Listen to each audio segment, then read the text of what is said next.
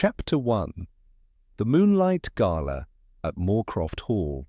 Lady Eugenia Moorcroft believed in traditions as one might believe in the laws of physics, absolute, immutable, and quite above public opinion. And among the most sacred of those traditions was the Moonlight Gala at Moorcroft Hall, a summer gathering once renowned in Sussex society for its elegance and precision. After years of wartime austerity and familial losses, Lady Eugenia had announced the gala's triumphant return, a revival not merely of festivity, but of legacy. Moorcroft Hall, an imposing manor veiled in ivy and shadowed by cedar groves, had stood for centuries as the ancestral seat of the Craywell line. That evening it was dressed in soft lamplight and the hum of a string quartet. Champagne flutes clinked beside the great terrace, pale petals from the rose gardens drifted like slow snow upon marble steps.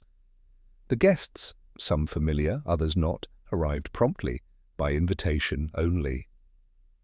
Among them were Sir Godfrey Alton, silver-haired and sharp-eyed, once a chancellor, now retired, but always calculating.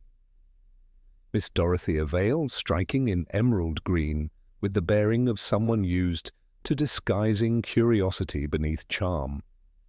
Colonel Hubert Ashdown, sun-leathered, rigid, and conservative, the kind of man who still barked at staff without hearing himself do it. Julian Harford, a poet-turned-banker, effortlessly handsome and entirely too polished for anyone's comfort. Lady Eugenia's butler, Mr. Compson, greeted each guest with the same solemn bow. His white gloves were immaculate. His silence was heavy with the kind of authority only a lifetime of service could confer. The centerpiece of the evening was the Moonstone display set in the east drawing-room beneath a skylight where the moonlight would pass at exactly 9:30. The Moonstone itself, a pale, oval gem, said to have been gifted to Lady Eugenia's ancestor by an exiled Indian prince, was housed in a velvet-lined glass case beside a series of engraved certificates and, more curiously, what Lady Eugenia referred to as commemorative Moonstone notes. "These," she declared, addressing the gathering with a crystalline voice, "are not legal tender, of course, but they are a symbol of trust, a token. Crushed moonstone has been laced into each note's fibres. They shimmer under the light, like the truth, mes chers." The crowd admired the display with polite awe. The notes were indeed striking, pale grey parchment, embossed with the Craywell seal, and faintly iridescent when tilted. Each bore Lady Eugenia's signature in silver ink and was individually numbered. But the mood turned moments later. A footman approached Mr. Compson with a folded note and a puzzled expression. He whispered something. The butler frowned. In full view of guests, he approached Lady Eugenia and handed her the note. She looked at it once, then again, her lips thinning. "This is not one of ours," she said coldly. Julian Harford stepped forward with a sheepish grin. "Forgive me, Lady Eugenia. I had it in my invitation packet. I assumed it was meant to be used, symbolically, of course." "It bears my signature," she said, "but not my hand." The room stilled. Compson examined the note under lamplight. "The ink is wrong. The shimmer, mica, not moonstone. And the seal, it's off-center." A beat passed. Then came the discovery of another note, this one tucked inside a book on the hall table. Then a third, beneath the cushion of an armchair. Then more, inside a violin case, a stationery drawer, even beneath a serving tray in the dining room. 12 in all, identical in style, all false. One guest, Dorothea Vale, spoke gently. "Surely a misprint from your printers, Lady Eugenia?" "My printers did not produce these," she replied icily. "Nor would they distribute them like confetti." Colonel Ashdown grumbled, "Best call the constabulary." Sir Godfrey waved the suggestion away. Let us not turn a drawing-room mishap into scandal. But the atmosphere had shifted. Wine sat untouched. Music faltered. The moonstone itself, still glowing in its glass cage, suddenly seemed less elegant, more theatrical. Lady Eugenia stepped forward. "No one is to leave," she said firmly, "until this is settled." And there was something in her tone, something ancient and aristocratic, that made it clear this was not a request. The following morning, a telegram was sent to a modest flat in London. Monsieur Poirot. A matter of forgery and insult, immediate discretion required. Moorcroft Hall. Yours, Lady Eugenia? Craywell. Moorcroft. Poirot, upon reading it, folded the paper carefully and murmured to himself, "Ah, the moonstone shines, yes, but who tries to steal the moonlight?" Chapter 2.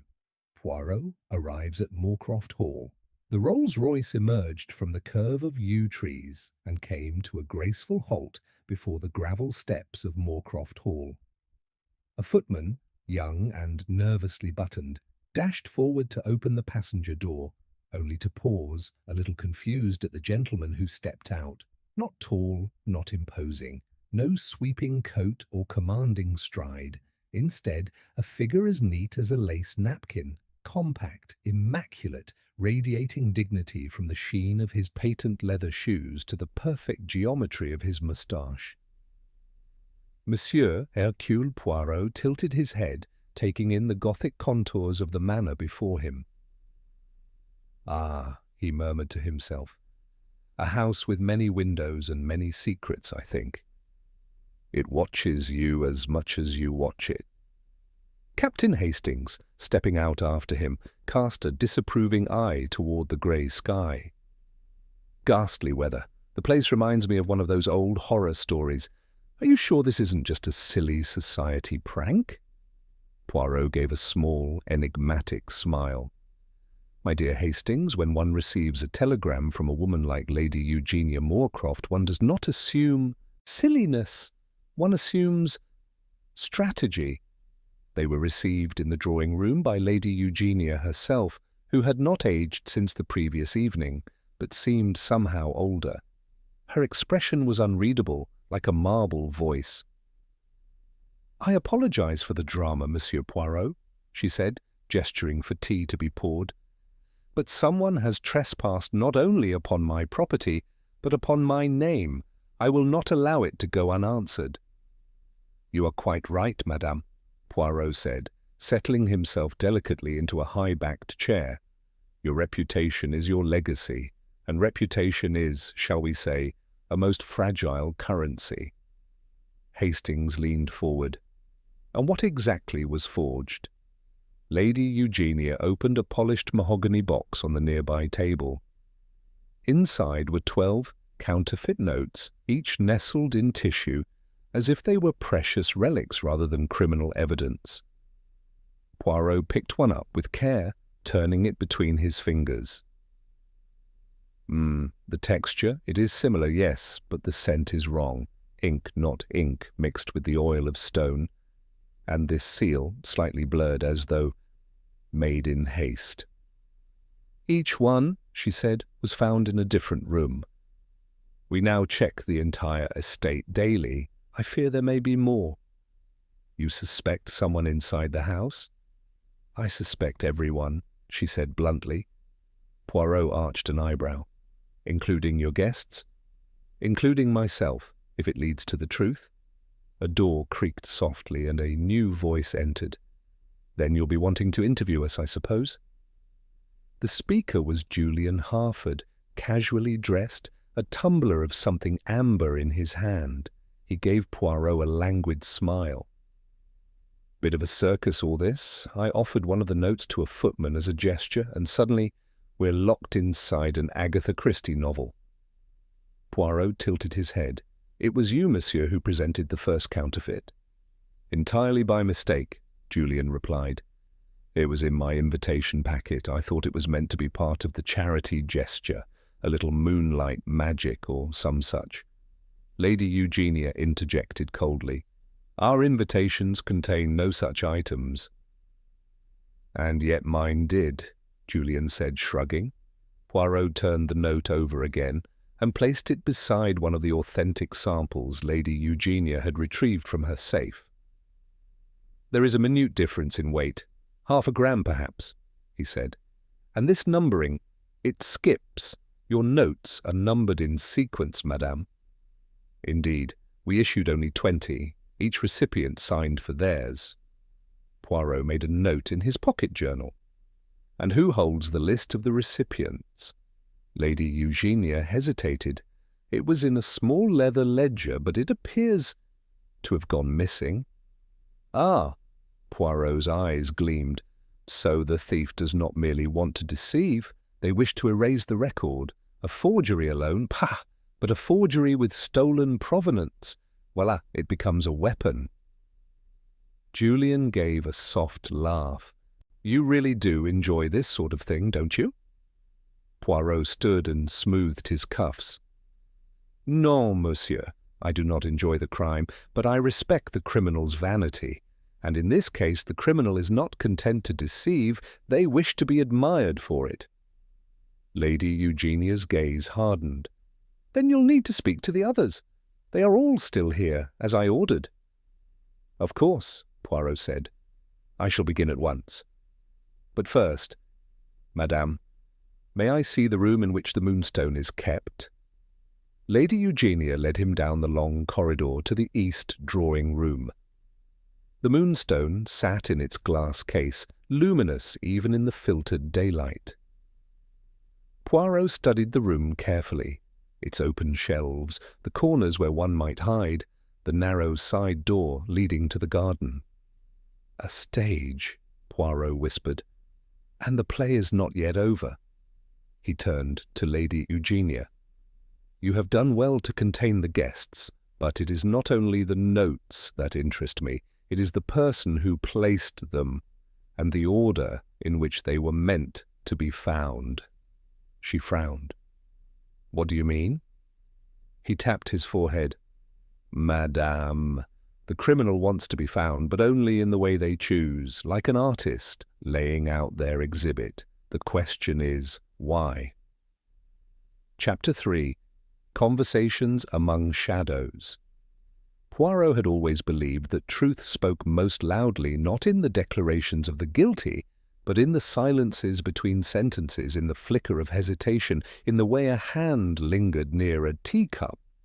And so, as the early evening light drained from the windows of Moorcroft Hall, he began his interviews, not as interrogations, but as quiet explorations of character. The first guest summoned to the study was Miss Dorothea Vale.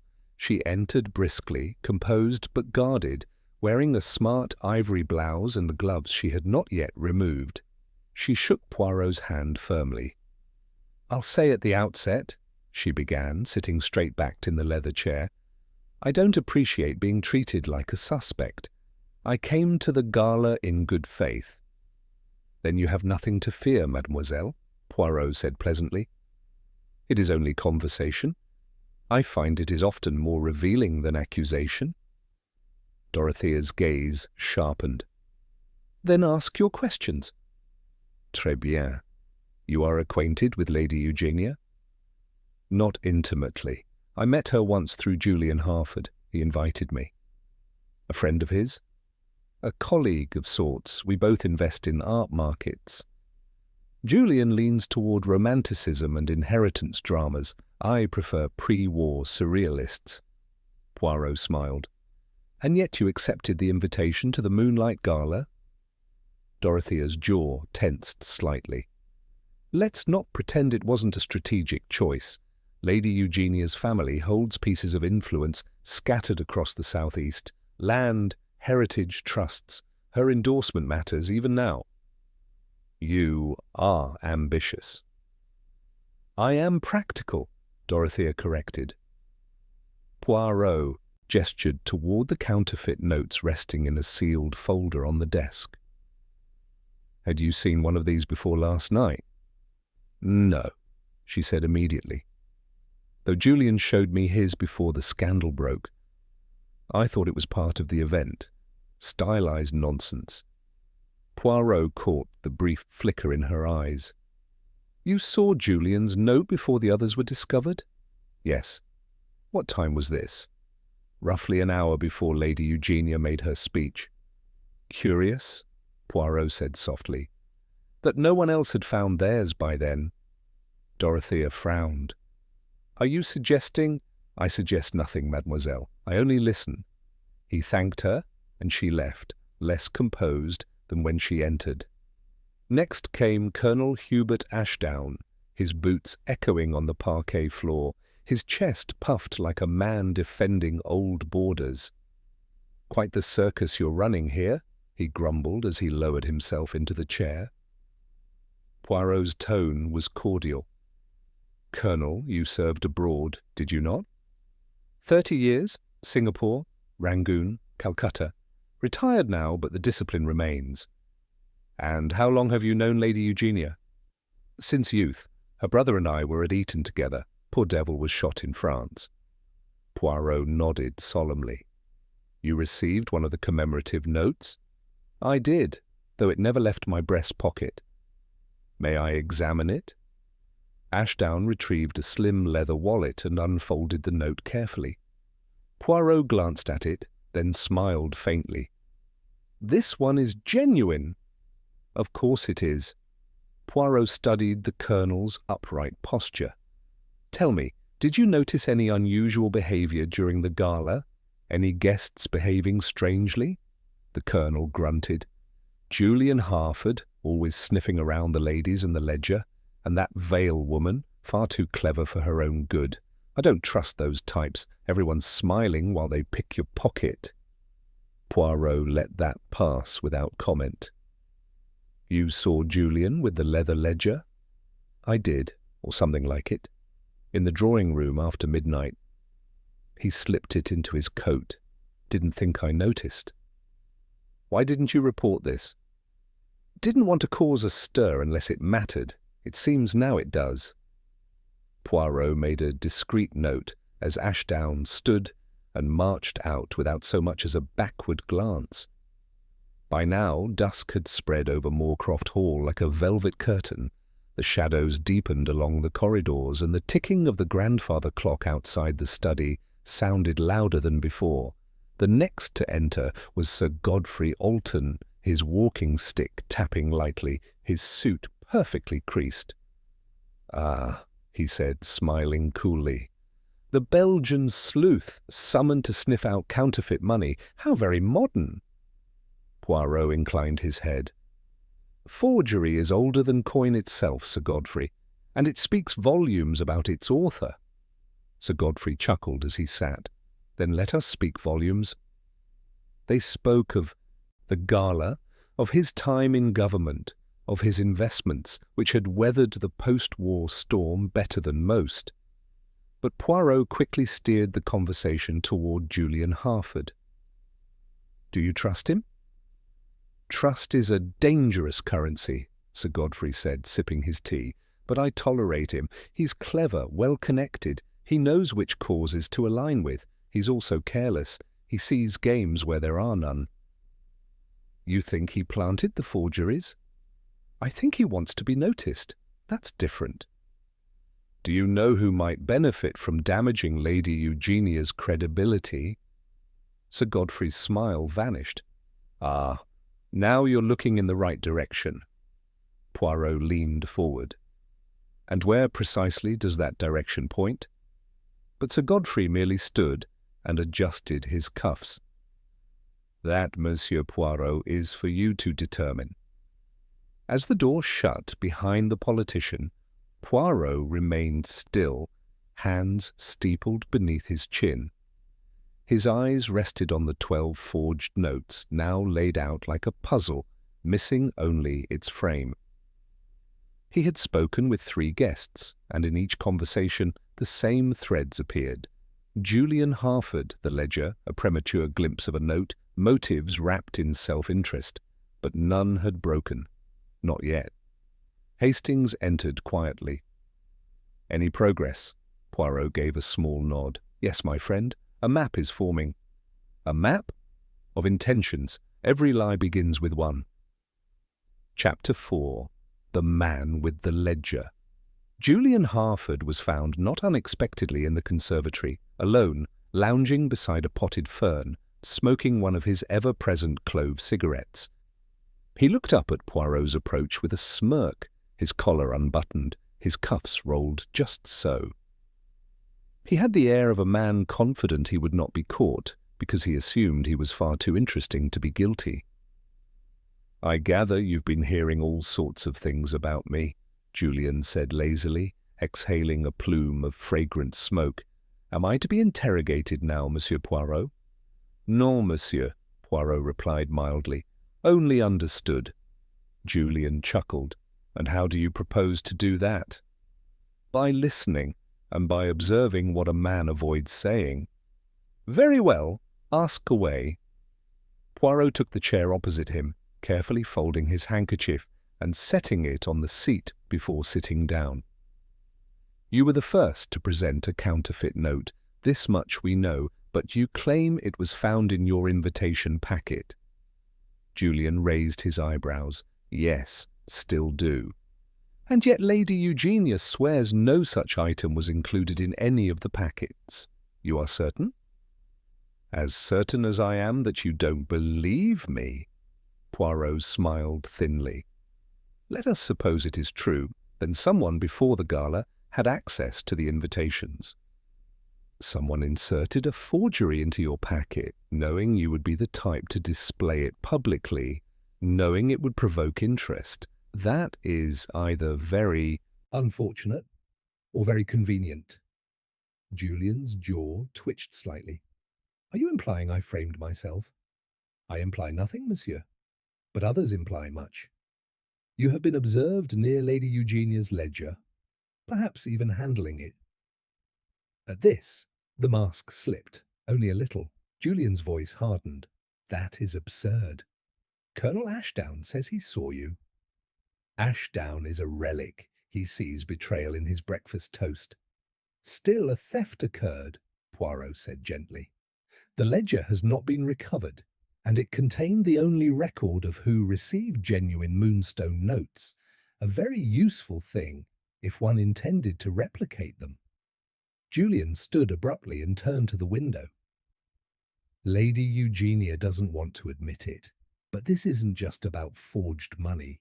It's about power. That ledger was a list of favors. She's spent years turning that Moonstone nonsense into a network of debts. A note from her isn't a souvenir, it's a bond, quiet, binding, and very profitable. You resent that? I respect it, but I don't want to be part of it." Poirot rose as well. "Then why attend the gala at all?"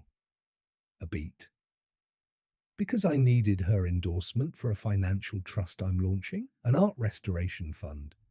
Without her name, half the committee wouldn't look at me twice." "Did she refuse you?" Julian hesitated. "Not outright. She said she'd think about it." Poirot tilted his head. "And in the meantime, someone decided to undermine her credibility, to turn her symbol of trust into a joke, and perhaps make her seem vulnerable." Julian turned back to face him. "So now I'm your prime suspect?" "No, monsieur," Poirot said with a faint smile, "but you are the most visible." Julian sighed and stubbed out his cigarette. "If I'd forged them, I'd have made them perfect. That note wasn't even close. The shimmer was wrong, the weight off. I'd never make such clumsy errors." Poirot nodded slowly. "An interesting defense, and possibly true." He left Julian in the fading sunlight of the conservatory, lost in thought or performance. Back in the hallway, Poirot paused by the sideboard where the remaining sealed invitation packets had been gathered. Compson, the butler, was sorting them with his usual precision. "Tell me, Monsieur Compson," Poirot said quietly, "who prepared these?" "The lady herself selected the names," Compson replied. "But it was I who handled the actual assembly. Each packet included an invitation, a schedule, and a garden map. Nothing more. No commemorative notes? Not one, monsieur. Those were to be distributed personally during the gala with Lady Eugenia's speech. Poirot nodded. And who had access to the drawing-room that morning? Any of the household staff, though most were preparing the terrace, and of course the guests arrived early for tea. A moment, Poirot said, raising a finger. Were the invitation packets kept locked? Compson shook his head. No need, monsieur. They were sealed and left in the vestibule, stacked neatly. We are not in London. Poirot's eyes narrowed slightly. Merci. That will be all.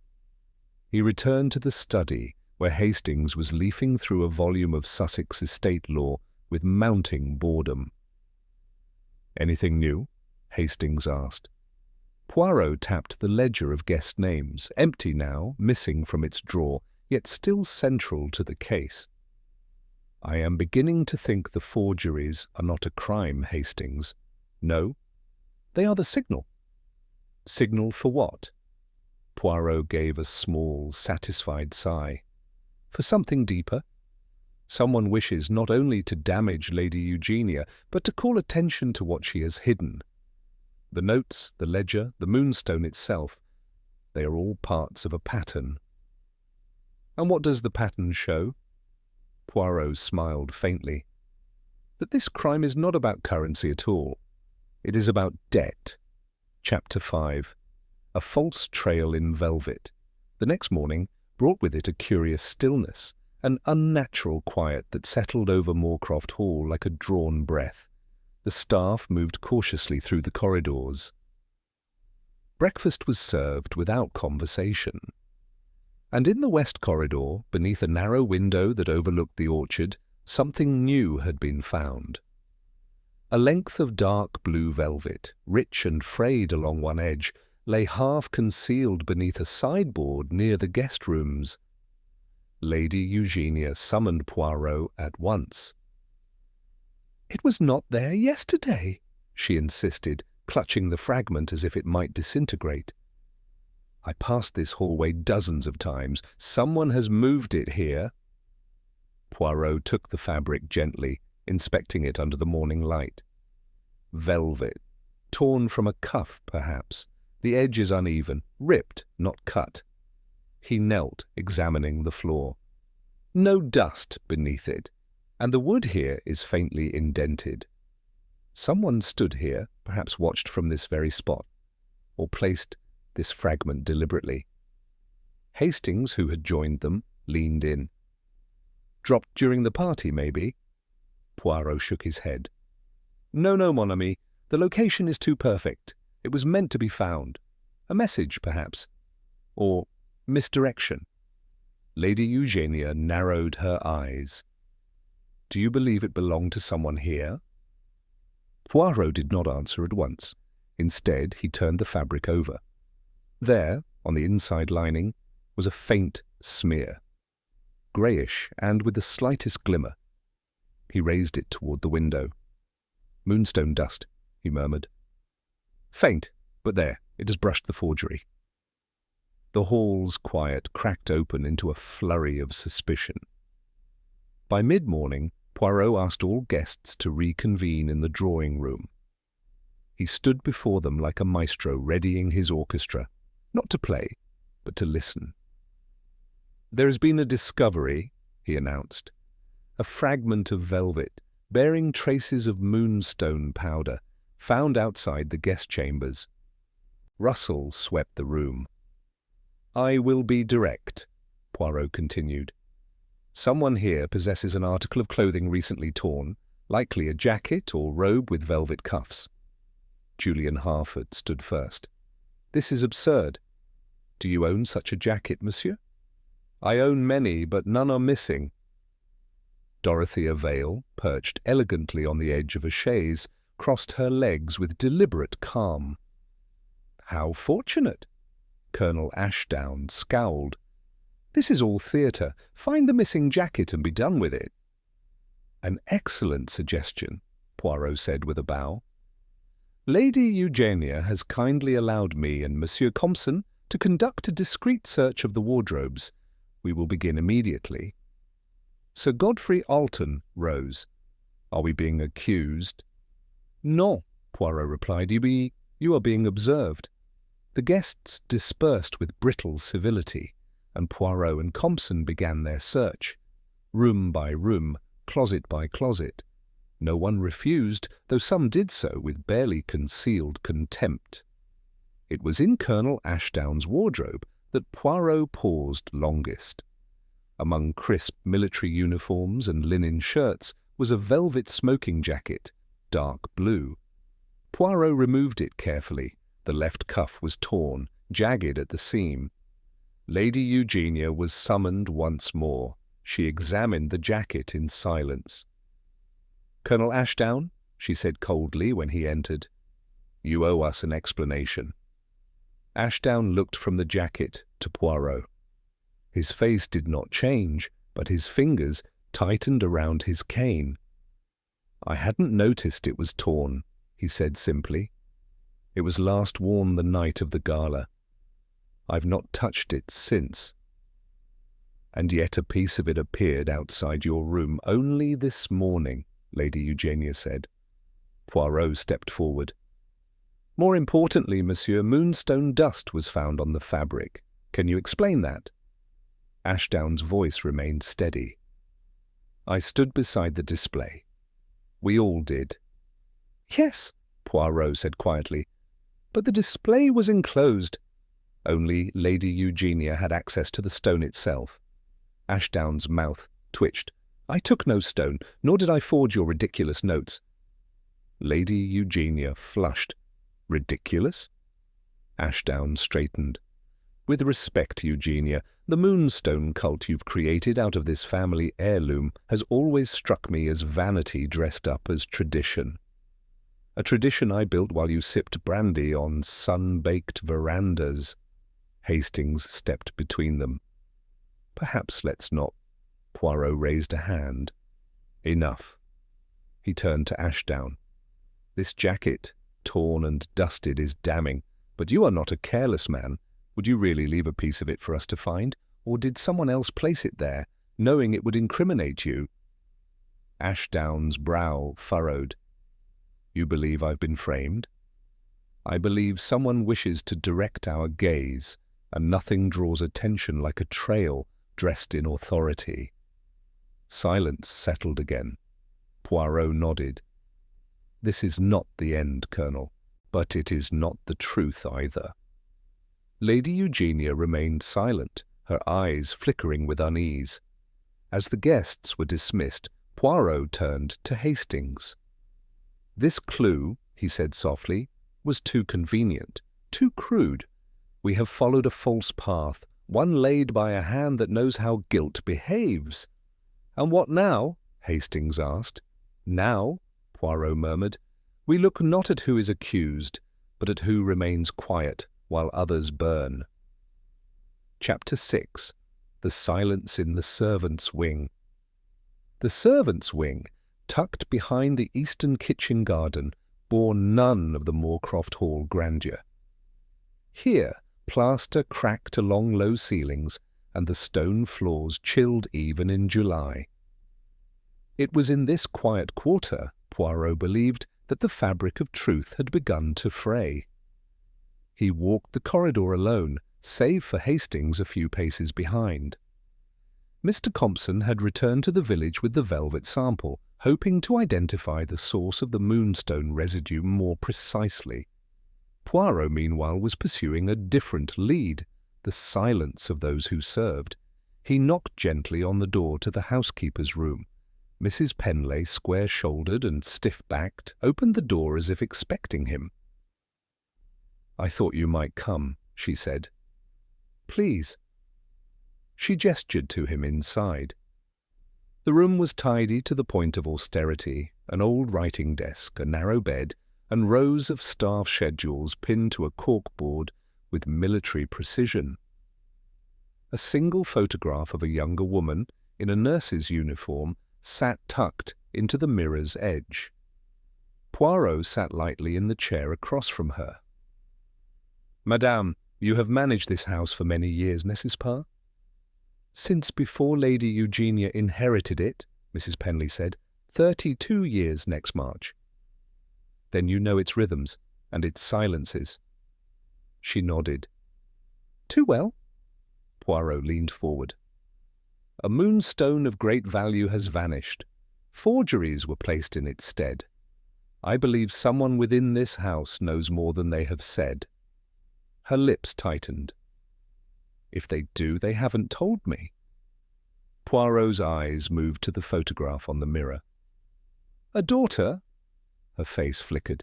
Yes, Nancy, lost during the influenza. I am sorry. Loss teaches us to listen more closely, does it not? She hesitated. It does. Poirot's voice softened. Madame, I do not ask you to betray trust, but I would ask if there was anything unusual in the days leading up to the gala. Any absences? Any unlocked doors where they should not have been? Mrs. Penley folded her hands, the knuckles bone white. There was something, she said finally. 2 days before the guests arrived, I found the door to the upstairs study ajar.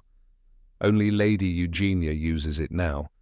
It's where the moonstone was kept before being moved to the display room. I locked it and informed her, but... She seemed unconcerned. Said perhaps she had left it open by mistake. Poirot's brows rose. And did she? Mrs. Penley hesitated. She never forgets a lock.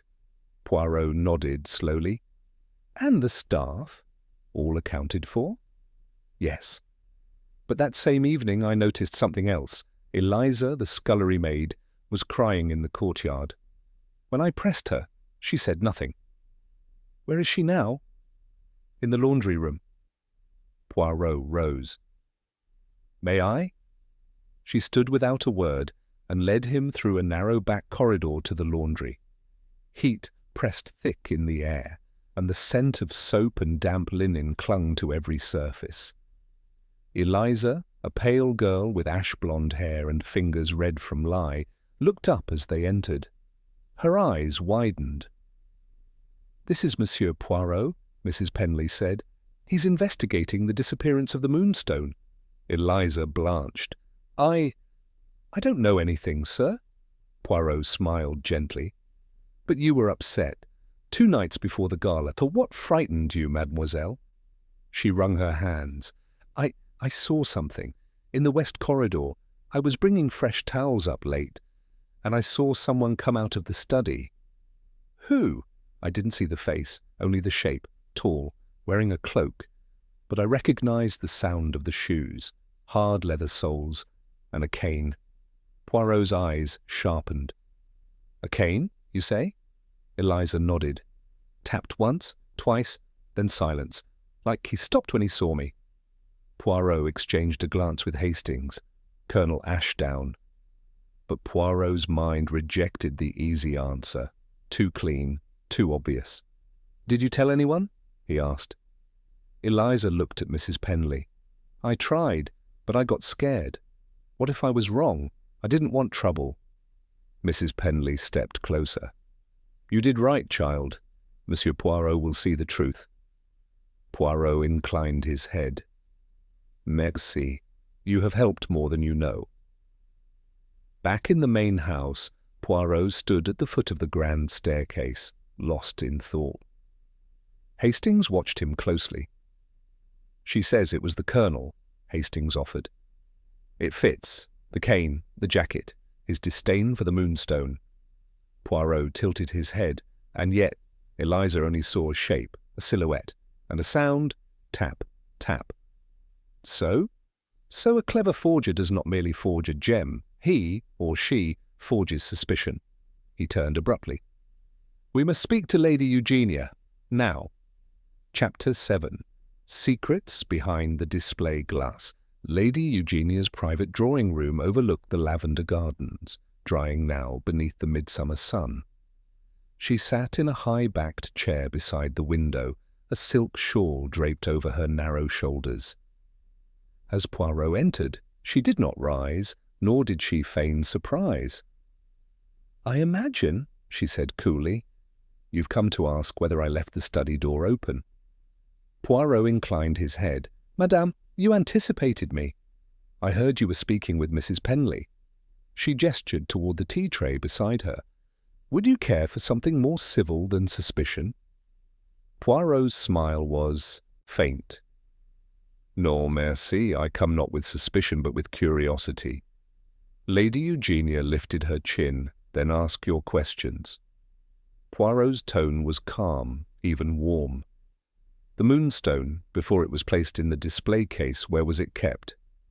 "In the family study, in a velvet box locked within the antique escritoire." "You alone possessed the key?" "Yes, and the code to the drawer." Poirot's eyes narrowed almost imperceptibly. "And yet 2 days before the gala, the study door was found ajar. You told your housekeeper it was likely your oversight, was it?" Lady Eugenia hesitated. Her fingers tapped once against the porcelain of her teacup. "No," she said at last. "It was not." Poirot folded his hands. "Why then pretend it was?" "Because," she said quietly, "I wanted to believe it hadn't happened." Poirot waited. She looked down at her tea. "The Moonstone is more than a family relic. My grandfather acquired it under questionable circumstances. In India, during the final years of his command. There were rumors, of course, that it was stolen from a temple, that it was cursed. None of it could be proven, but my mother feared it. She refused to wear it, even at court." Poirot tilted his head. "And you?" "I believed in preserving legacy," she said tightly. "Whatever its origins, it had become part of our house." She set her cup down, and her voice hardened. "But I knew someone had been in the study. The air was wrong. The drawer handle smudged. I convinced myself it was nothing, that it was merely my nerves." Poirot's gaze did not waver. "And yet, madam, it was not your nerves." "No," she said softly. "It was not." There was a long silence. Beyond the window, bees drifted lazily through the lavender stems. Poirot leaned forward slightly. "There is something else, is there not? Something more about the Moonstone's history? Or about its display?" She looked at him sharply. "You've spoken to Eliza, haven't you?" "I have." Lady Eugenia's lips pressed into a line. "Then you already suspect what I feared most, that someone close, someone within these walls, had begun planning this weeks ago." Poirot's tone remained gentle. "Did you notice any peculiar behaviors? Any interest in the jewel beyond admiration?" She hesitated, then nodded. 2 weeks before the gala, Julian Harwood, the young banker, asked to study the Moonstone. He claimed an interest in gem markets, said he was writing a paper. Poirot raised an eyebrow. "Did he examine it alone?" "Number the 1 was with him. He took notes, made sketches. Too many, I thought, for mere curiosity." "Did he mention the drawer or the security?" "Number, but the way he looked at it. He seemed fascinated. I thought nothing of it at the time." Poirot rose slowly, deep in thought. "One more question, madame. Did you handle the Moonstone on the day of the gala? Before it was placed in the case?" "I did." She looked up. "I carried it down myself and locked it in the glass an hour before the guests arrived." Poirot frowned. "And it was real then?" Her voice did not waver. "Yes, I know its weight, its feel. I would have known." Poirot gave a small bow. "Merci, Lady Eugenia. You have helped more than you know." He left her sitting in the lavender light, her spine straight, her hands still as marble. In the corridor, Hastings fell into step beside him. "Well?" Hastings asked. "Do you trust her?" Poirot's brow furrowed. "I believe she tells the truth, but truth is not always the full picture. There is something, how do you say, off." Hastings blinked. You think someone switched the jewel after she locked it away? Poirot did not answer directly. Lady Eugenia said she locked the case herself, he murmured, but did not say she checked it again before unveiling it. We must consider, was the forgery placed in the study or in the case? They walked toward the grand ballroom, now empty save for floral debris and the echo of chamber music. Poirot paused at the display pedestal. The glass had been resealed, though the contents were now merely the dull counterfeit. He stepped closer. There, on the inside of the case latch, was a single smudge. Grease from a thumb, barely visible but distinct. He turned to Hastings. "My friend, we must speak with Julian Harwood and examine his so-called notes." Hastings straightened. "You think he forged it?" Poirot did not smile. "I think he is one of several who believe the truth is theirs to shape." Chapter 8. The Sketches That Lied.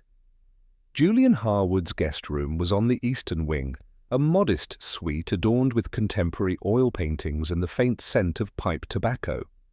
Hastings rapped once, and the door opened briskly. Harwood stood in a navy dressing gown, spectacles perched at the edge of his nose, and a look of wary composure behind his boyish features. "Monsieur Poirot," he said, tilting his head.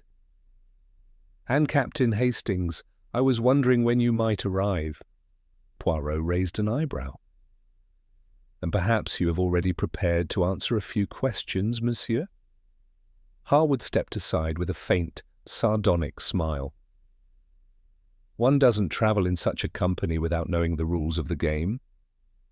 The suite was neat, books aligned perfectly on the shelf, notepads stacked on the desk, beside an ivory-handled fountain pen. Poirot's eye went immediately to the leather folio resting beside an open trunk. "May I?" he gestured. Harwood nodded. "Those are my observations on the Moonstone for what they're worth. Sketches, gem proportions, a few market analogues." Poirot lifted the folio gently and opened it on the desk. Hastings moved to stand behind him, watching with narrowed eyes. The first sketch was meticulous, a detailed rendering of the Moonstone pendant as seen through the case, the elongated hexagon of the gem, the silver tracery, the minute settings around the chain. Beneath it were labelled notes: established weight, 13.4 carats, minor surface inclusions, unusual transparency, resembles Burmese origin, possibly Mogok. Poirot flipped to the second page, more diagrams, gemstone profiles, market pricing. But one page, buried beneath the rest, struck him immediately. It was a replica of the stone, but this one showed minute etchings along the edges, as though the original had some kind of inscription or faint carving. Poirot pointed to it. "This, monsieur, I do not recall Lady Eugenia mentioning any markings."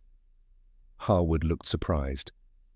"That's because they're invisible to the naked eye. Under magnification there's a delicate etching, perhaps a maker's mark or temple insignia, very faint.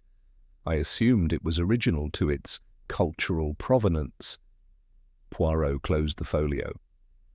"And you observed these during the study session with Lady Eugenia?" "Yes. With her permission, of course." Hastings frowned. "Why such detailed work? It seems rather excessive for a guest." Harwood did not bristle, but his tone cooled. "I'm a financial analyst by trade, Captain, specializing in rare assets. I've worked with insurers valuing unique jewels, manuscripts, even Stradivarius violins. When Lady Eugenia mentioned the Moonstone, I thought it would be a perfect case study," she agreed. Poirot nodded slowly. "And yet this replica drawing, it is precise. Did you trace it?" Harwood paused. "Yes, from a magnified lens. I had only a few minutes. I worked quickly." Poirot exchanged a glance with Hastings. "Very admirable," he murmured, replacing the folio. "May I keep this for review?" Harwood hesitated. I'd prefer not to have it leave the room. Then you will allow me to return later with my magnifying glass?" Harwood gave a half-bow. "Of course." Outside the suite, Hastings exhaled. "You believe he's lying?" Poirot did not answer directly. "He is clever, too clever. And the etchings, the supposed markings, were never mentioned before. Lady Eugenia is precise. If they were present, she would have known." Hastings frowned. "Then Harwood may be fabricating details." "Or," Poirot said softly, "he studied a different gem entirely. Perhaps one not in Lady Eugenia's possession." They moved back down the corridor toward the library, Poirot's stride shortening with concentration. "I must verify one thing," he said. "The original Moonstone, before the gala, did it have such etchings? If not, Harwood's sketch is not of the true jewel, but of the forgery." Hastings blinked. "You think he had access to the fake before the theft? Or created it?" Poirot murmured. "Either way, it places him far deeper in this affair than curiosity allows." They entered the library to find Inspector Merrick seated by the fireplace, reviewing a ledger. "Ah, Poirot," he said. "You've been busy." Poirot smiled faintly. "Always, mon ami. I require a small favor. May I see the photographic records taken by your constables before the jewel was removed from the display?" Merrick nodded, rummaging through his files before producing a sheaf of photographs. Poirot examined the images carefully. High-resolution shots of the Moonstone as it appeared in the case the night of the gala. Close-ups of the facets, the setting, the chain, no etchings, no carvings. The surface of the gem was immaculate. Poirot's eyes sharpened. "Thank you," he said briskly, turning back to Hastings. "We are close now, mon ami. Too many things do not align." Hastings followed. "Such as?" "The etchings that don't exist. The study door that was not left open by mistake. The servant who saw Colonel Ashdown outside the drawing-room at an odd hour and said nothing for 2 days." Hastings looked troubled. "And Harwood?" Poirot's expression was unreadable. "He sees value where others see legacy. And if I am correct, he has already handled the forgery long before its display." Chapter 9. The Silence of Colonel Ashdown. The drawing-room was empty save for the faint ticking of the grandfather clock and the slow drip of rain at the window-panes. Poirot stood with his hands folded neatly behind his back, eyes scanning the fireplace where earlier in the week Colonel Ashdown had spent long hours in silence, puffing absently on his briar pipe. "Where does the soldier march when no war remains?" Poirot mused aloud. Hastings looked up from the hearth. Poirot's gaze was on the tall leather armchair in the corner, empty now but heavy with presence. It withdraws, he watches, he buries himself in ritual, the same paper each morning, the same chair, the same refusal to meddle. But men like Ashdown, military minds, do not miss detail, they do not walk corridors without purpose. The colonel had been difficult to engage, reserved, stiff, unyielding in manner. His presence at the gala had been subdued. He'd spoken little, made no toasts, and departed the hall early. But now a curious inconsistency arose. "Poirot," said Hastings slowly, "you're referring to the footman, Timothy." He said he saw Ashdown near the drawing-room around midnight. Poirot nodded. "And said nothing for 2 days. Why?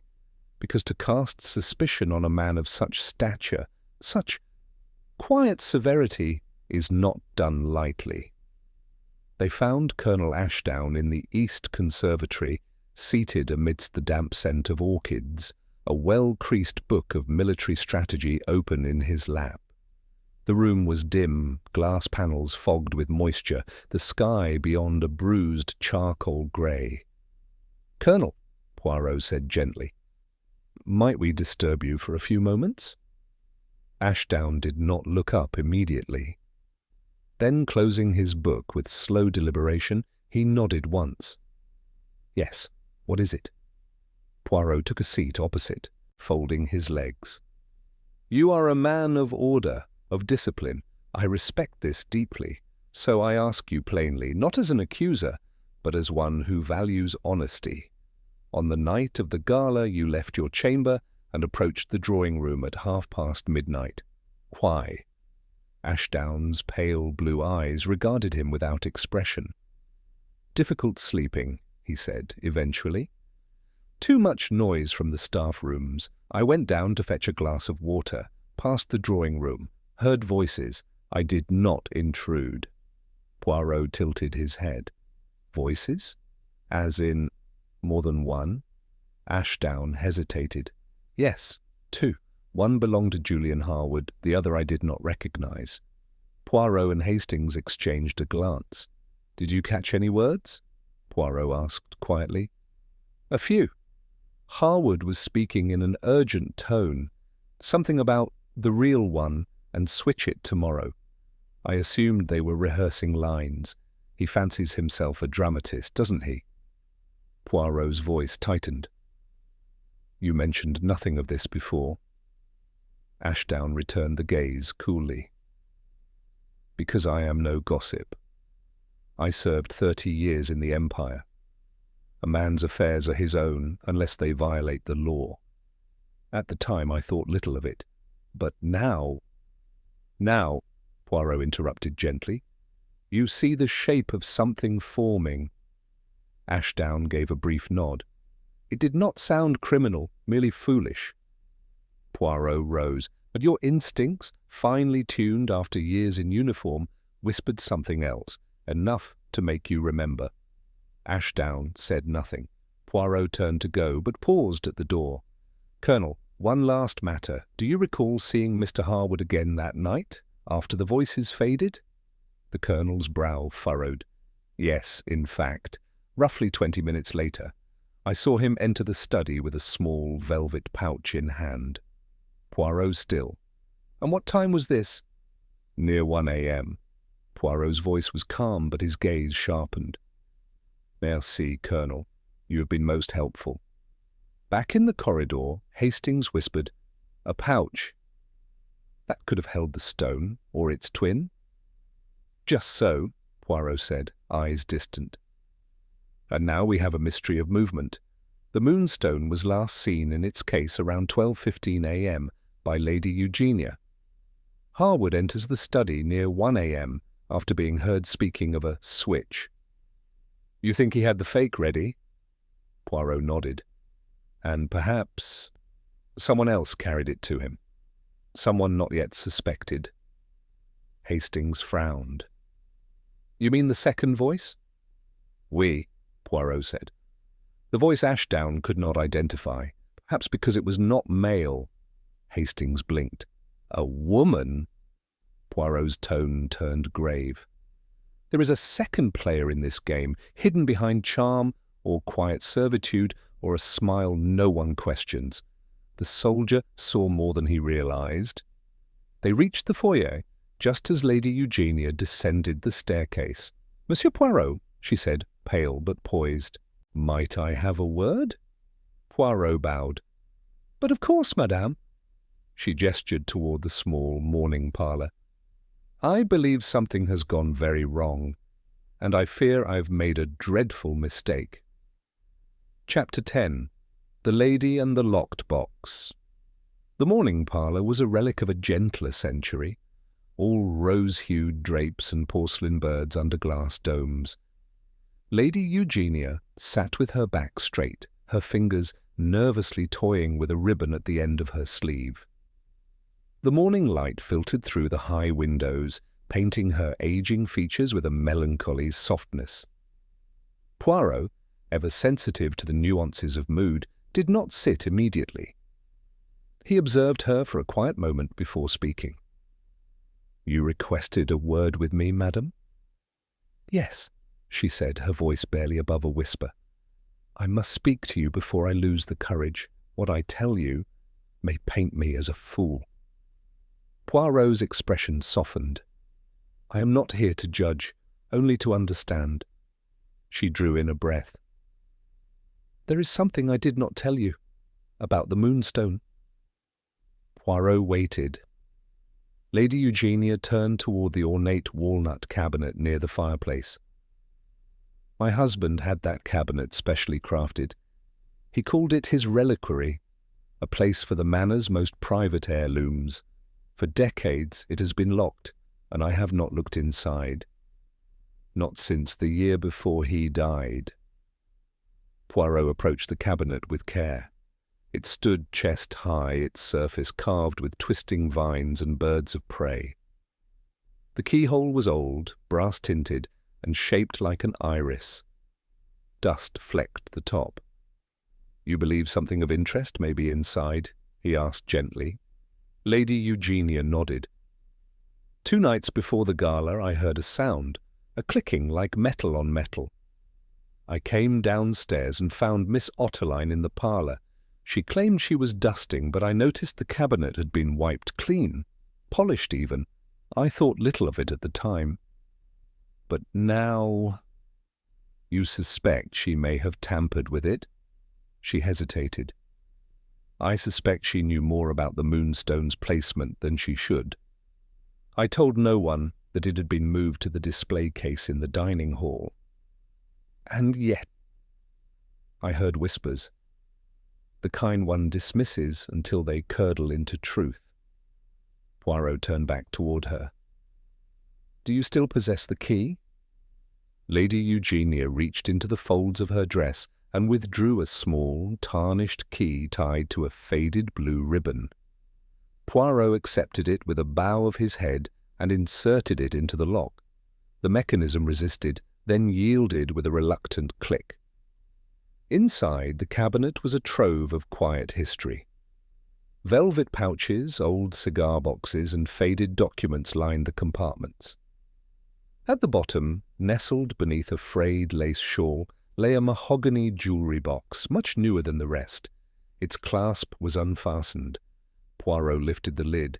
Hastings, who had entered silently, gasped. Inside lay a large, gleaming gemstone, the exact size, cut, and hue as the Moonstone. "Mon Dieu!" Poirot breathed. "Another!" Lady Eugenia's face was drained of colour. "That cannot be." "I saw the Moonstone in the dining hall. That is the only one." Poirot turned the box slowly. The gemstone caught the light with a suspicious shimmer. "Unless," he said softly, "this is the real one?" Hastings leaned forward. "But why hide it here? And how did it get into the cabinet if Lady Eugenia had the only key?" Poirot's gaze narrowed. "That, mon ami, is the question." He reached into his coat and retrieved his loupe. Under magnification, the stone revealed its secret, a fine etching at the base. 3 tiny initials, nearly invisible. "O.C.L.," Poirot murmured. Lady Eugenia blinked. "Those aren't my husband's initials, nor mine." Poirot closed the box gently and turned toward her. "Do you know who might have had access to this cabinet, either by stealth or by mimicry?" She hesitated. "Only Miss Otterline. She's been with the household since she was a girl. My late husband trusted her implicitly. And my granddaughter, Isla. But I cannot imagine Isla in the parlour at that hour." Poirot's eyes grew contemplative. "Ah, but we are learning that imagination must stretch itself, madame, especially when truth prefers the shadows." He turned to Hastings. "We must confirm whether the Moonstone now in the dining hall bears the same marking." "And if it doesn't?" Hastings asked.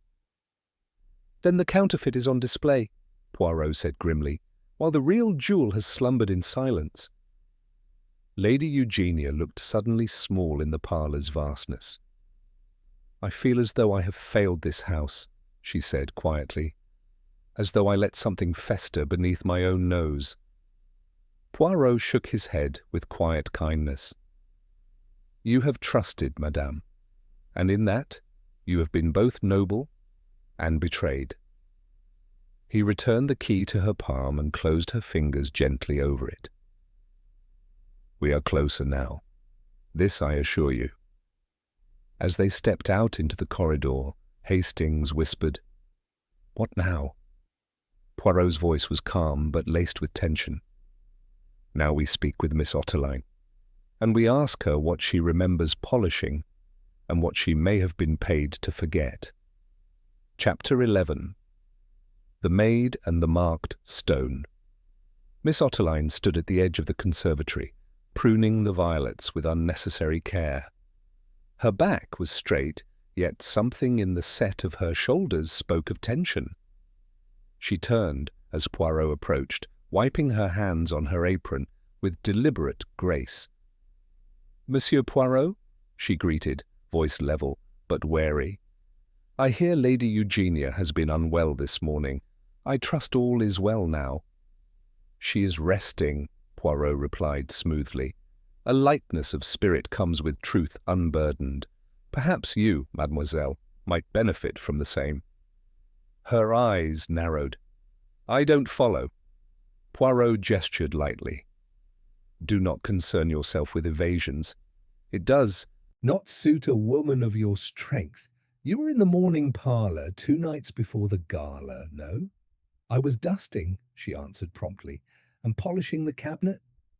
It was dull from disuse. I thought it could do with some life before the guests arrived." Poirot smiled faintly. "A devoted servant. But tell me, how did you come to open it?" "I didn't." Her answer came too fast.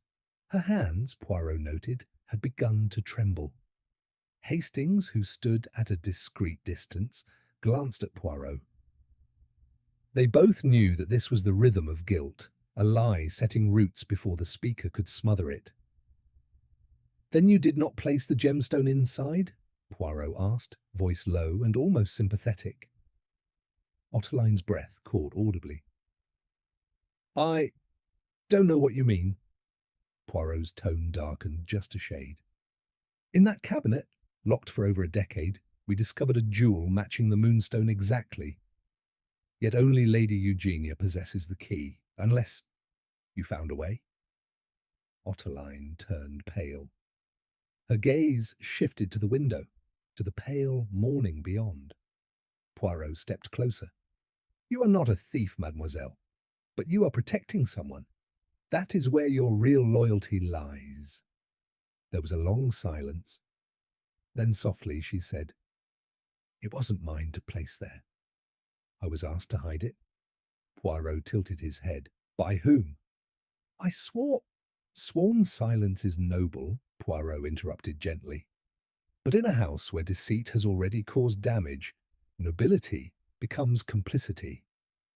Otterline clutched the edge of the potting table. "It was Isla." Hastings's eyes widened. "My lady's granddaughter?" Poirot asked. Otterline nodded.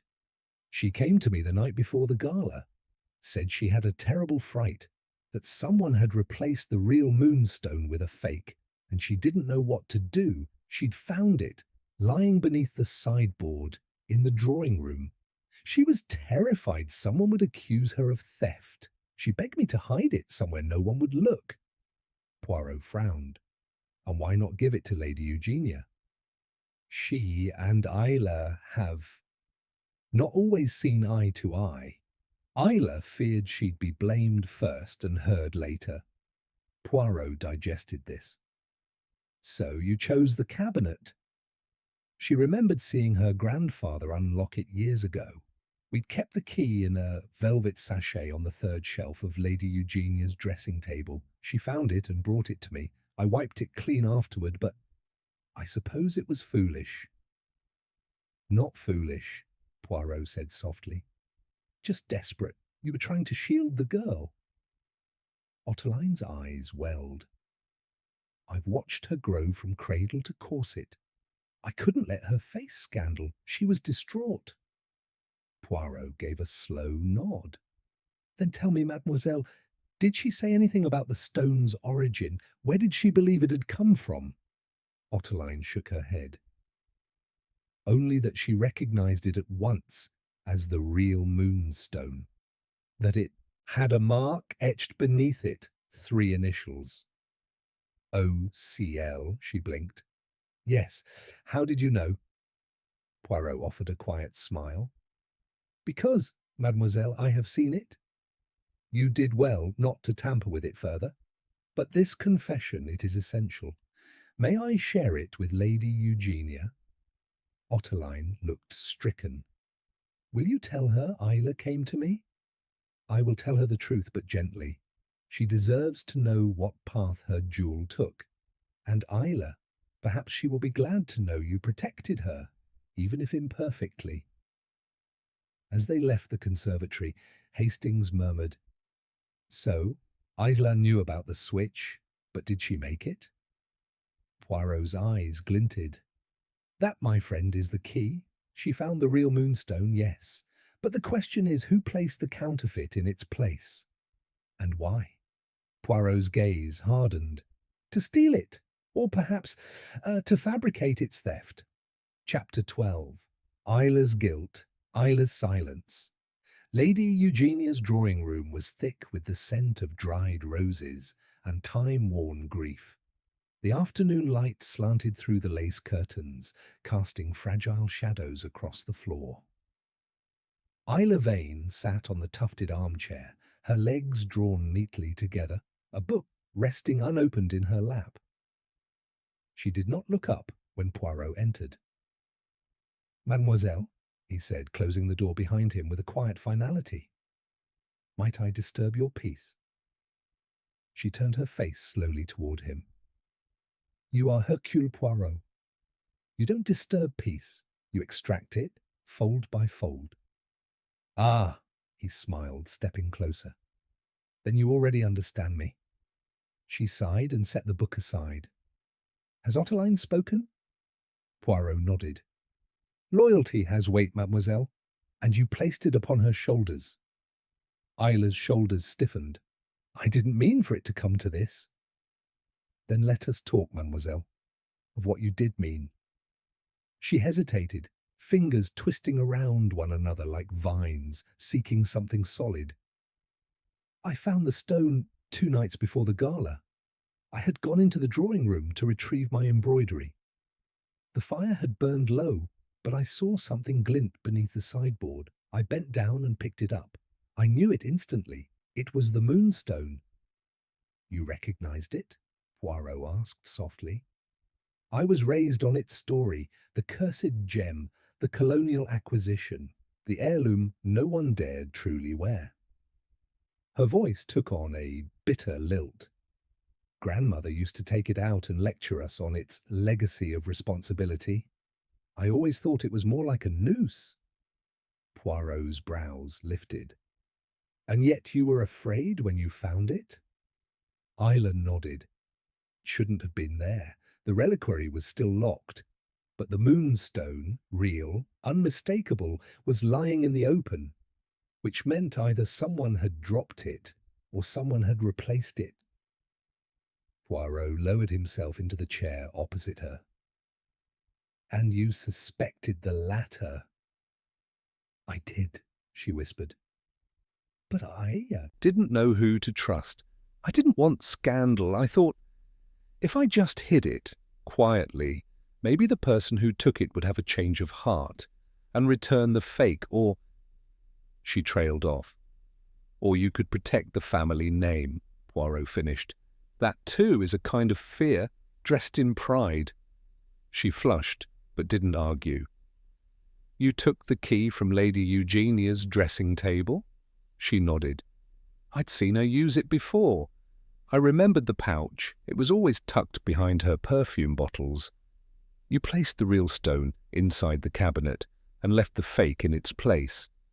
No, Isla said firmly, and now there was heat in her voice.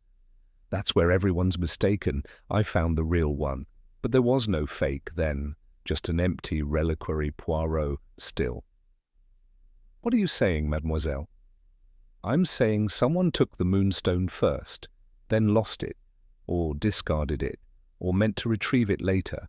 I only found it by accident, but when I looked inside the reliquary that night, Before the gala, it was already empty. Poirot sat back, thoughtful. And yet the fake appeared by the time of the unveiling.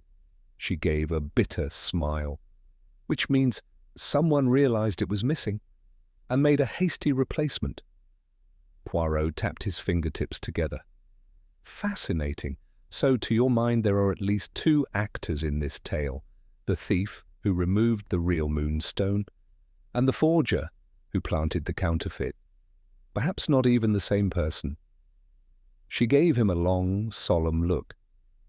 In this house, Monsieur Poirot, no one wears just one mask. Poirot stood, his eyes now gleaming with purpose. You have told me something precious, mademoiselle. Not a confession, no, but a glimpse beneath the surface.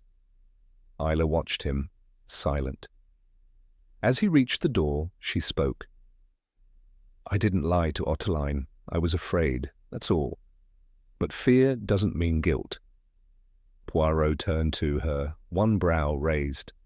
No, mademoiselle, but fear is very useful to those who are. Chapter 13. The Professor's Portraits. The study of Professor Felix Grimble smelled of cedar, chalk dust, and pipe smoke, an environment perfectly suited to the man who occupied it. The room's shelves were loaded with faded tomes on gemology, colonial trade, and the politics of museum acquisitions. Tucked between the books were stone fragments, tribal figurines, and strange carved pendants from forgotten expeditions. Above all, what stood out were the paintings, row after row of small, meticulous portraits framed in dark mahogany. Each canvas held a gleaming jewel painted at its center, rendered with an uncanny realism. Professor Grimble looked up from his writing desk, spectacles perched halfway down his nose. Monsieur Poirot, he greeted stiffly. Still unearthing ghosts in this house, are we? Poirot smiled gently, stepping inside. No ghosts, monsieur. Only truths that have been buried under too many layers of manners, Grimble chuckled dryly. You won't find much of that in this room. Please, sit. Though I suspect you didn't come for conversation. You are correct, Professor. I came for observation.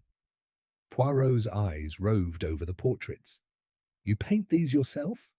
Grimble's lips twitched. A hobby, or perhaps an illness. I'm not sure which.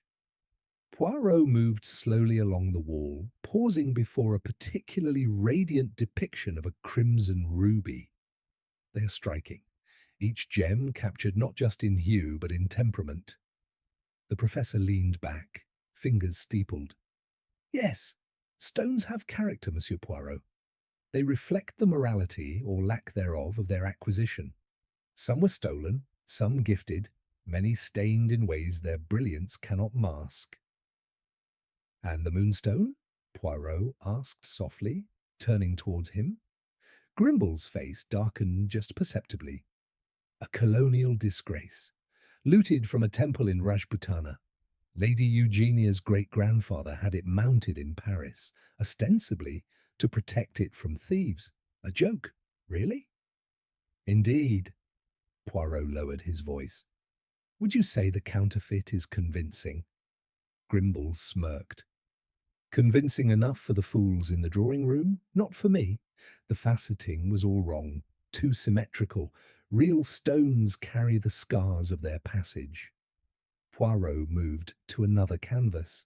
This one depicted a pale blue sapphire, nearly translucent.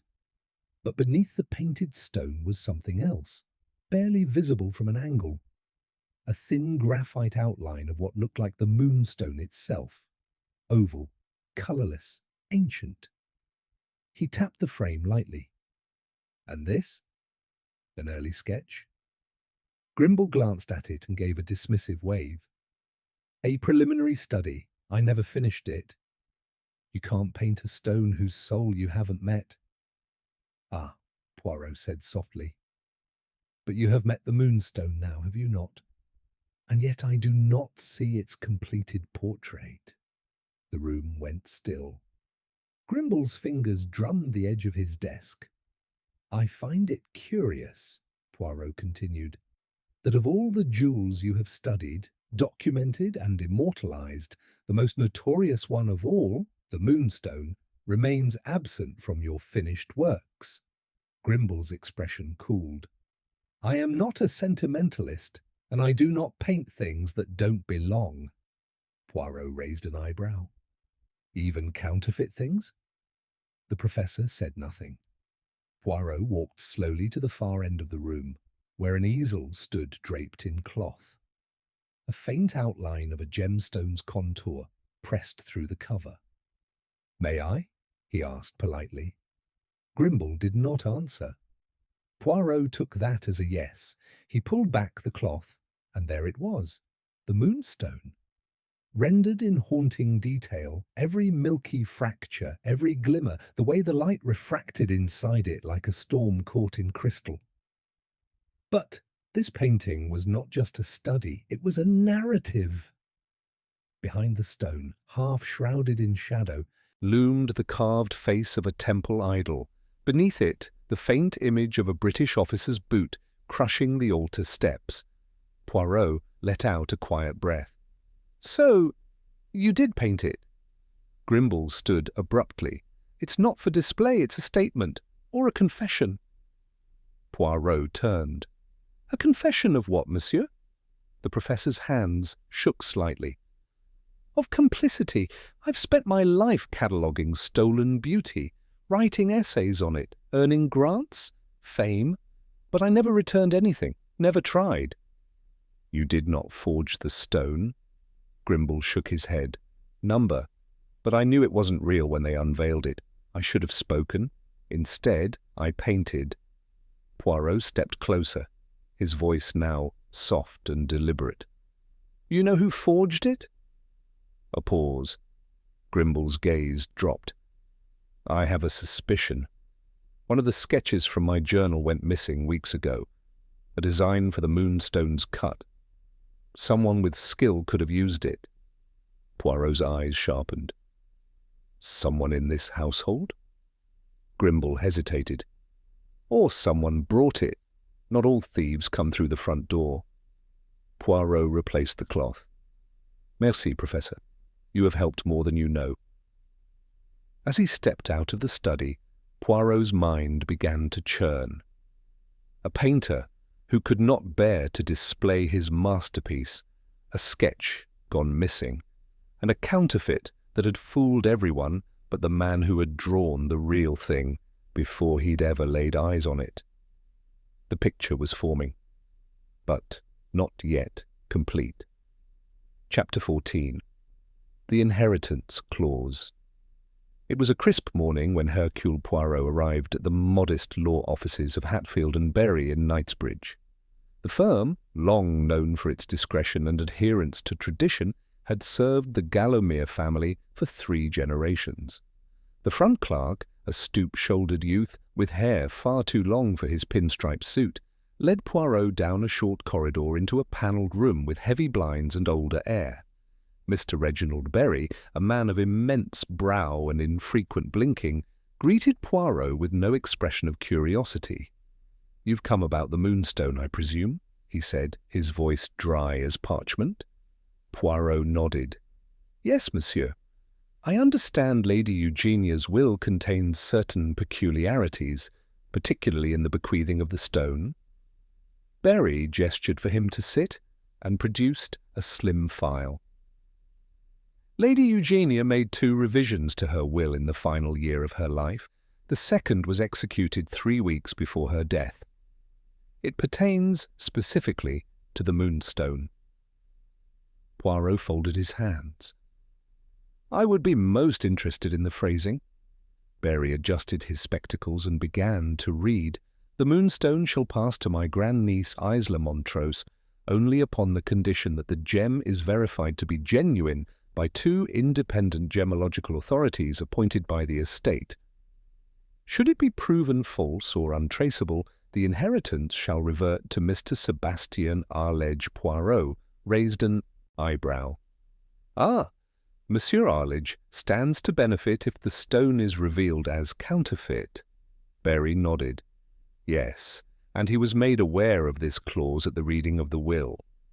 And did Isla know of this condition prior to that day? I believe not, Berry said. Lady Eugenia was most secretive. She feared, perhaps correctly, that knowledge of the clause might incite tension. Poirot leaned forward. This clause creates motive, does it not? For sabotage, for deceit. Berry's brow furrowed. If you're suggesting one of the beneficiaries manipulated the gem's authenticity, that's not a theory I care to entertain, but the legal structure would support such an incentive, yes. Poirot tapped the table thoughtfully. Tell me, monsieur, was the clause challenged? Not formally. Arledge made some noise privately, but he accepted the result after the announcement. Because the stone had been confirmed, falsely, as it now appears. Exactly. Poirot stood. Thank you, Mr. Berry. One final question. Do you recall who delivered the gem for verification before the reading? Berry checked a note. It was brought to our appointed expert by Mr. Geoffrey Lansing, Lady Eugenia's personal secretary. She trusted him with such tasks. Poirot still. Lansing? Yes. He handled the transportation of the stone and oversaw the certification. Très intéressant, Poirot murmured. Berry looked up. Do you suspect him? Poirot smiled gently. I suspect, monsieur, that a chain is only as strong as its weakest link, and secrets are only as safe as the hands that carry them. As he stepped back onto the street, Poirot's thoughts gathered pace. The will had not merely divided wealth, it had distributed opportunity. A forged moonstone served someone, yes, but it also condemned another. The motive was now a structure, the deception, a scaffold. But who had built it? And more importantly, who had paid the price? The time had come to speak with Isla Montrose again. This time, not to console her guilt, but to test her truth.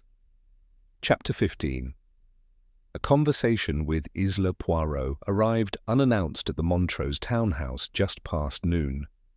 The butler, evidently startled to see him again so soon, escorted him up the carved staircase with a stiffness that betrayed curiosity. Isla Montrose waited in the drawing-room, seated on a settee beneath a gauze-draped window, her fingers wrapped around a cup of untouched tea. Her posture was composed, but her eyes were clouded. "You look as though you've come bearing judgment, Monsieur Poirot," she said softly. "Non, mademoiselle," Poirot replied gently. "I come bearing clarity." He took the chair across from her. "I have read your great-aunt's will. I now understand what it demanded, and whom it endangered." Her gaze lowered. "Then you know what I stand to lose." "Only if the gem was never real," he replied. "But tell me, did you ever see the moonstone yourself?" She hesitated, then shook her head. "Never. I was summoned for the reading, told that the gem had passed inspection. Geoffrey Lansing said everything had been arranged exactly as Aunt Eugenia wished." Poirot nodded slowly. "And yet, mademoiselle, it is Lansing who oversaw the verification, Lansing who held the stone. And now, it seems, the moonstone is missing again." A tremor passed over her face. She set down her teacup. "I trusted Geoffrey," she said. "He was with Aunt Eugenia for years, but after the funeral he changed, cold, aloof. There was something strained in him. And when I asked about the stone weeks later, he said it was being secured for valuation." That didn't feel like Eugenia's voice at all. Poirot leaned forward. "Why did you not tell me this before?" She looked away. "Because I didn't want to believe he could betray her. And because I thought, if I told you, I might lose everything. The estate, the house, the little order I had left." "Ah," Poirot said gently. "So you protected a lie out of fear and a man out of habit." There was a long silence. Outside, A carriage passed, its wheels whispering against the cobblestones. Poirot stood and paced toward the mantel. He paused before a photograph, Lady Eugenia in a black dress, standing beneath the old silver beech in the garden. Ela stood beside her, a girl of perhaps 12. Between them, Geoffrey Lansing, his hand on Eugenia's shoulder. "It is not difficult to see how tightly he wove himself into your family," Poirot murmured. "But it is always the trusted servant, the silent man in the corner whom one must watch most closely." Isla rose from the settee, her voice faint. "Do you think he stole it? The real Moonstone?" Poirot turned. "Mademoiselle, I think we no longer ask if the gem is real. We ask, when was the real one taken and by whom?" She pressed a hand to her mouth. "You think it was never the real one to begin with?" He gave a small nod. "Perhaps. Or perhaps the switch occurred between Lady Eugenia's death and the certification. Either way, Geoffrey Lansing had motive, access, and discretion. That, Mademoiselle Montrose, makes him formidable." She lowered her hand. "What will you do now?" Poirot's eyes sparkled. "Now I must speak with him, but not with the gloves of civility, with the little grey cells, yes, but also with the pointed needle. Let us see what he remembers and what he pretends to forget." As he turned to go, Isla's voice stopped him. "If you find it, the real one, will I still be its heir?" Poirot looked back at her, his tone softened. "That, mademoiselle, depends not on the stone, but on the truth you help to reveal." Chapter 16. The Secretary's Silence. Geoffrey Lansing had always cultivated the art of invisibility. He moved with the stillness of a butler, but the awareness of a tactician, seldom heard, rarely questioned, never accused. Yet when Hercule Poirot requested an appointment the following morning at Lansing's flat near Bedford Square, the secretary did not refuse. Lansing opened the door himself, no valet, no footman, no illusion of wealth. The room he led Poirot into was crisp, sterile. Stacks of typed correspondence lined the shelves, and a large wall calendar bore only 2 entries for the entire month. He gestured toward a hardback chair across from a small writing desk. Poirot noted the modest furnishings, the single teacup, the curtain drawn just slightly askew. "Tea?" Lansing offered, with that cultivated neutrality of tone. Poirot declined with a smile. "Non, merci. I find conversation far more bracing than tannins." Lansing seated himself. "Then let us speak plainly, Monsieur Poirot. I assume this is regarding Lady Montrose's will." Poirot folded his hands. "More specifically, the gem that anchored it." Lansing gave a short nod. "The Moonstone, an unfortunate controversy." Poirot tilted his head. "Unfortunate, yes, especially when something so valuable vanishes twice, once in history and again in recent days." Lansing's expression did not change, but Poirot saw a muscle flicker at his temple. "You oversaw the stone's transport to the jewel certifier?" "I did," Lansing answered, "with utmost care. It was delivered to Allendale and Green on March 7th. "And the box?" Poirot inquired. "Sealed, I assume?" "With wax and the Montrose crest, as per Lady Eugenia's directive." Poirot leaned slightly forward. "And yet it is curious. Allendale and Green no longer retain any photographs of the stone, no sketches, no handling logs. Only a certificate, unsigned." Lansing's brow furrowed. "That is irregular, but not my responsibility." Poirot's tone sharpened ever so slightly. "Perhaps, but your responsibility extended to ensuring the chain of custody. If I may be frank, monsieur, were you not also the last person to see the stone before Isla inherited it?" There was a pause. Lansing shifted in his chair for the first time. I placed it in the estate safe after the certification. Isla received the key upon Lady Eugenia's death. But Isla never saw it, Poirot said softly. Not once. She relied upon your word. And the certificate. 2 layers, both unproven. Lansing's lips thinned. Are you accusing me of theft? Poirot shrugged mildly. Accusation? No. Observation, perhaps, or curiosity. You served Lady Eugenia for 15 years. Her trust in you was absolute. She likely never imagined that loyalty could wear such a convincing mask. Lansing stood abruptly. I was loyal, Monsieur Poirot, loyal beyond what was deserved. I endured her sharpness, her suspicions, her rules. I gave her the best years of my life. Poirot stood as well, his voice now calm as water. And when she died, you gave yourself a small reward? A long silence settled between them. Then Lansing turned his back, pacing toward the desk. You have no proof, only suspicions and sympathy for a girl who cannot manage her own inheritance. Poirot nodded slowly. That, monsieur, may be true. But I have also seen liars, thieves, and desperate men. And in you I see something else, something much colder. I see a man who regrets nothing except being caught. Lansing's shoulders tensed. Poirot adjusted his cuffs. I shall take my leave now, but I advise you, monsieur, to put your affairs in order. Truth has a way of finding air, no matter how tightly you bury it. As he stepped into the corridor, he could feel Lansing's silent fury chasing him down the stairwell. But Poirot was not concerned. The final piece was close. Chapter 17. The Watchmaker's Tale. There were names that never appeared on official documents, quiet men, older than scandal, whose only currency was precision and discretion. Hercule Poirot had dealt with many such men in his time. They often knew more than they admitted, and sometimes, when the weight of conscience caught up with the body's years, they talked.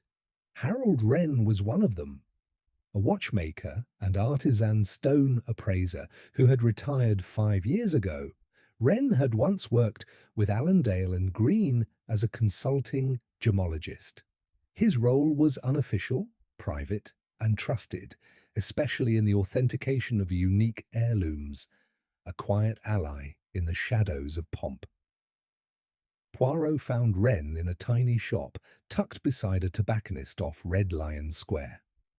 The storefront still bore the faded lettering, Horology and Jewels Repaired, established 1910. Inside, clocks ticked in a dozen tones like a chorus of old men clearing their throats. Wren, a wiry man with clouded spectacles and thick, veined hands, recognized Poirot immediately. I knew you'd come eventually, he said, gesturing to the worn stool beside the workbench. They always come when the truth starts to rot. Poirot smiled gently. Then I hope, monsieur, that the air here is fresh enough to preserve what remains. Wren gave a dry laugh and set down the pocket watch he had been reassembling.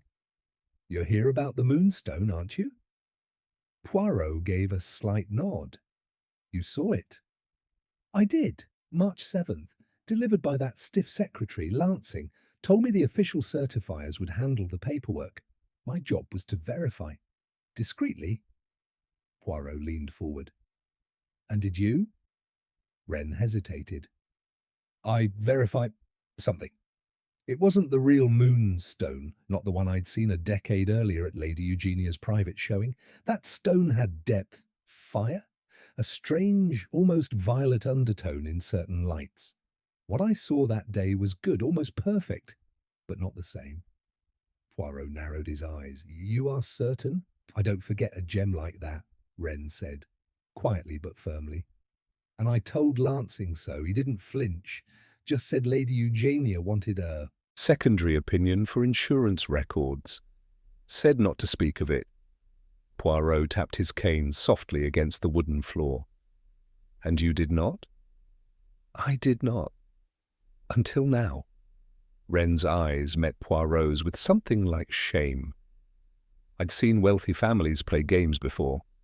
I assumed Lady Eugenia was perhaps hiding the real stone. But now, with the scandal, the silence from Allendale and Green, I know I was part of the switch, however small. Poirot stood. You were part of the truth, monsieur, and for that I thank you.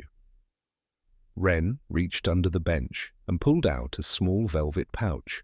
From it he slid a rough sketch, his own record from that day. This is the stone Lansing gave me. Note the flaw at the lower edge, visible under magnification. The original had no such blemish. Poirot took the sketch carefully, nodding. He had what he needed.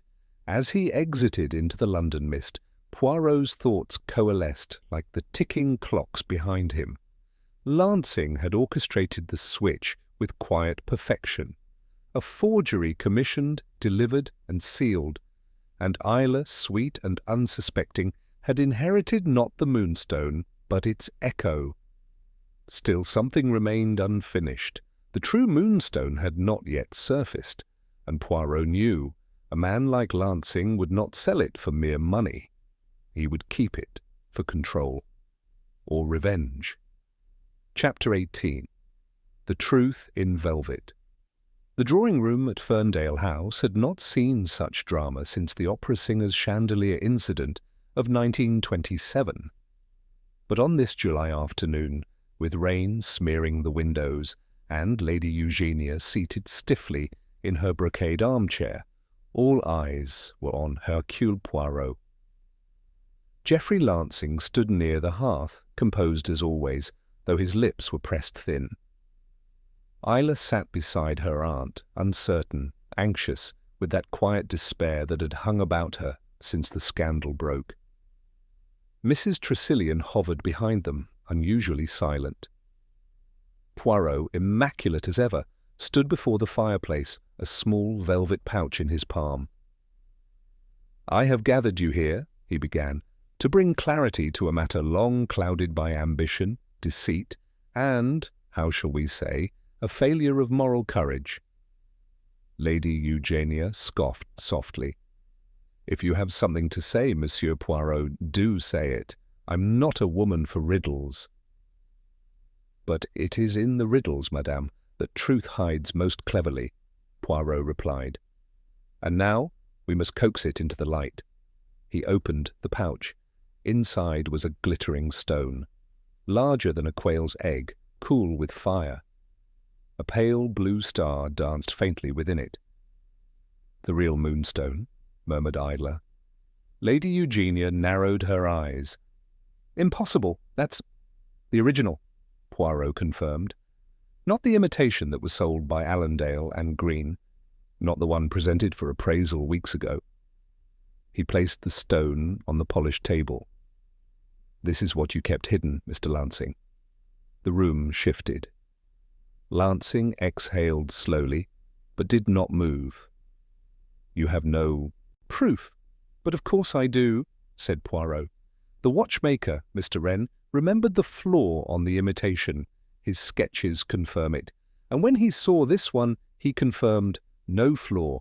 The real Moonstone, the one Lady Eugenia showed in private years ago, before Isla's inheritance came due."